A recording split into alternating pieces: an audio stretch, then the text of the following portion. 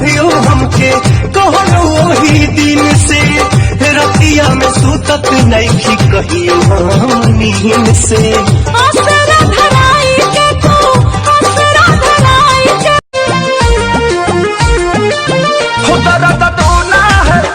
जब से सोना है जाके सबक को गिफ्ट ये अनोखा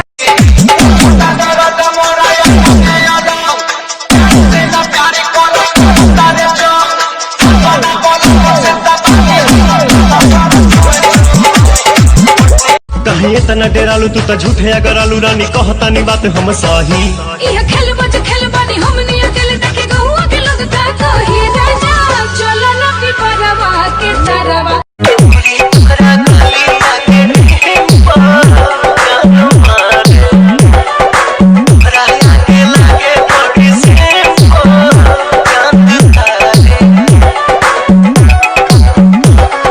जब से दो चार भइल तोहा से नया नवा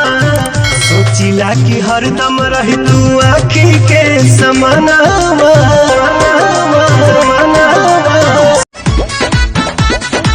बड़ो न होश में मातल तू जोश में लागे न दे भैये ये राजा जी मुआइये दे बाका कि कम जहुआइये दे बाका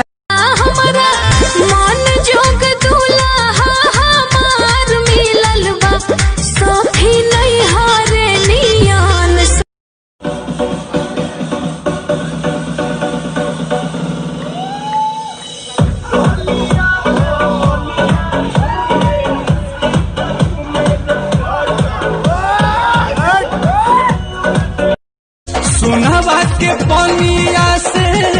रंगल जवनिया चम चम चमके लुजा तोहरे किस्मत में लिख ले मारे भगवान ऐसा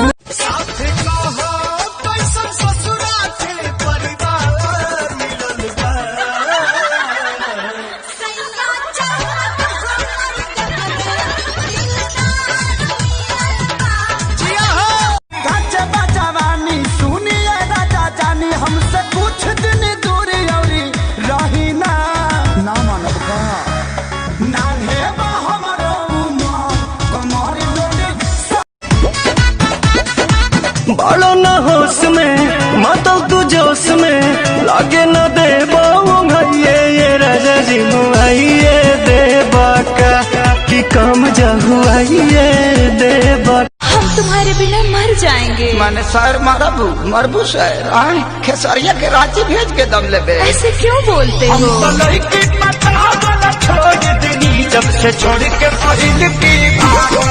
हम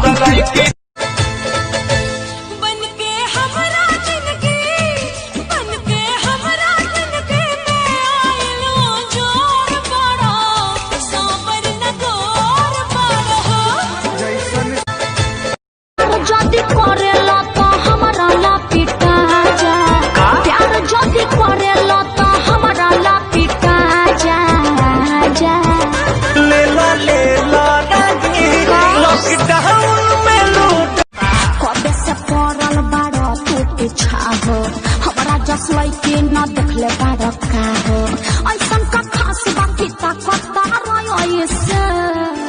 तोहर गाल लागे गेंदा के फूल जैसे मन करे गाड़ी दीही मन करे गाड़ी दीही ओकरा के जोम के जहरिया लेके उड़ गइल हमारा बलम के जहरिया लेके उड़ गइल हमरा के कहे तू बता देलू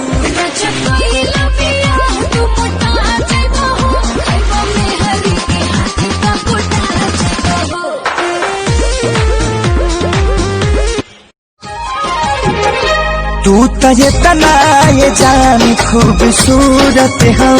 कोई से किनले किछि न ले ही मूरत हो चांद से भी सुनरी तू हो भूल न पाई तुहर सूरत यहाँ दया भेलू भूल न पाई रुक तोरा माई लगे फोन करता नहीं के पी के ड्रामा कइले बा। हाँ हाँ प्यार के बुखार को 106 डिग्री पहुँचाएंगे ठीक है। चोखा खाएंगे, यूपी में बस जाएंगे। ठीक है। तोहसे कितना प्यार करीले, तोहके ना अंदाज बा, तोहरा सिवा ना हमरा दिल पे केहू के भी राज बा। तू कहबू त जी अब रानी।